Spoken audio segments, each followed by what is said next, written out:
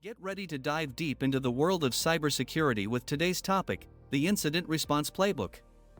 Whether you're just stepping into cybersecurity or aiming to level up your game, we're breaking down the must-know strategies for incident response, arming you and your team with the tools to build a defense for your organization.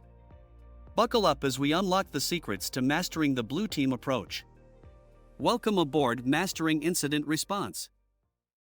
Hi, I'm Brock Ennett Warner, and welcome to our comprehensive guide on utilizing incident response playbooks in blue team scenarios. In today's digital age, the threat landscape is always evolving, and being prepared with an incident response strategy is crucial for mitigating cyber threats effectively and quickly. Let's delve into how you can leverage an IR playbook to protect your organization. On today's playlist, we've got a quick introduction to incident response and the crucial role it plays in blue teams. Plus, we'll set the stage for a breach scenario, starting with the initial phase of cyber threat IR, preparation, or everything we've done before that first alert, followed by phase 2, identification, or how we'll use our tools, alerts, and user reports to detect anomalies. Phase 3, containment, or how we slow and prevent the further spread of infection. Next, phase 4, eradication, or removing threats, patching systems, and updating our antivirus and malware definitions. Phase 5, recovery, the process of returning to our original state and operating environment. Phase 6, lessons learned, or are the takeaways. And finally, Phase 7, prevention, what actions and strategies we'll implement to prevent future cyber threats. So why does incident response matter to blue teams anyway? Incident response, or IR, is our ever-changing recipe for not only reacting to cybersecurity threats and breaches, but the tools, policies, and training that form our defensive perimeter. Our goal is to manage any cybersecurity vulnerabilities and threats so that the damage, downtime, and costs are mitigated and minimized. As a blue team, we want to ensure the CIA triad remains intact by making use of business continuity and disaster recovery plans as part of our incident response. Collaborating with IT, security, legal, HR, and communications allows us to develop the plans and preventative measures necessary to return systems to an operational state. To do this, we need to create a culture of security awareness, implement continuous monitoring, and make use of available threat intelligence. Before we uncover our scenario, let's quickly discuss Phase 1, preparation. Okay, we've formed our incident response team to include IT, our cybersecurity experts, school administrators, legal counsel, and communications officers, and we've defined the roles that each of these individuals will play. We've ensured our access to the tools and systems we may need, including endpoint protection, security and information event management, patch deployment, firewalls, and IPS/IDS systems. I've included a link to APOC's Blue Team tools on GitHub, which provides valuable insight into which tools could be utilized for each of those categories. We also know that to some degree, we've created a secure infrastructure using those available tools, and that users have went through the minimum required training. And finally, we've decided our path to escalation in communication, and we've documented that. Even though we've done all this preparation, as usually occurs, we've still gotten breached. So let's set the stage for our scenario. We're on the blue team of our local K-12 public school district in a rural part of the Midwest. We've received an alert from one of our several monitoring systems. Could be the endpoint, could be an IPS, could be a SIM, or it could be a user. If we look at the K-12-6 cyber incident map, we can see there's been 1,619 incidents between the years of 2016 and 2022. These include unauthorized disclosures, breaches, hacks, ransomware attacks, phishing attacks, denial of service, and other cyber incidents. So as you might guess, this is not a rare scenario. Before we identify and analyze this alert, let's discuss FERPA, or the Family Education Rights and Privacy Act, a regulation that umbrellas this entire scenario. FERPA mandates that certain data protections and access controls be implemented to ensure that only certain individuals can access or modify protected student data. As well, compliance is required to incident reporting and response guidelines. This includes training and awareness, as well as management of vendors and third-party security, and a communication plan be implemented. Now that we're aware of FERPA, let's begin responding to this alert.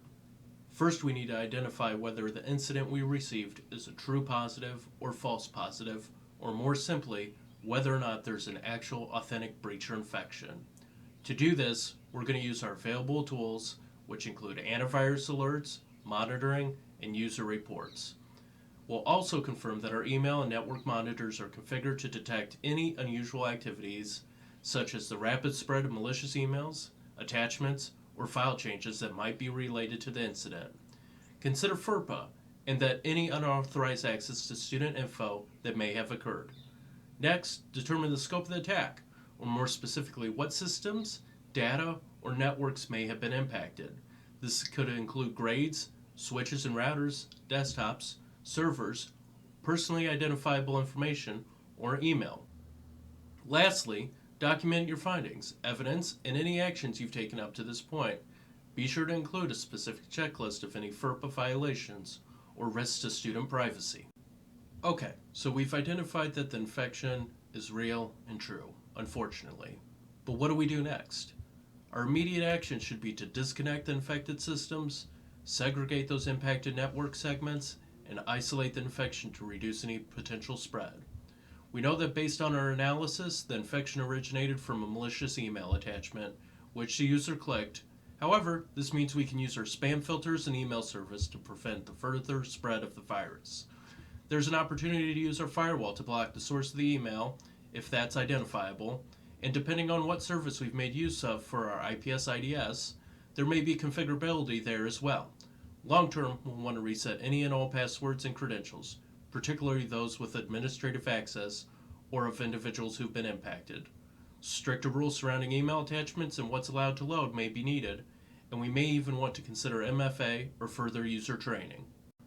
Now that we've stopped the infection spread, we can begin eradicating it. While this step has the shortest and simplest thought process required, it'll likely take the most time as you move between machine to machine and from system to system with your antivirus tools. If your automatic tools aren't sufficient in removing the infection, or your incident response requires it, a complete reinstall of the operating system and the necessary services may be required. Ensure that all systems are fully patched and anti-malware definitions are updated to their latest versions to prevent reinfection. Once infection has been fully removed from our domain and the threat has ceased, we can begin using our backups to restore machines and data to their original state. Verify the integrity and accessibility of anything you've restored and ensure that no unauthorized modifications have occurred.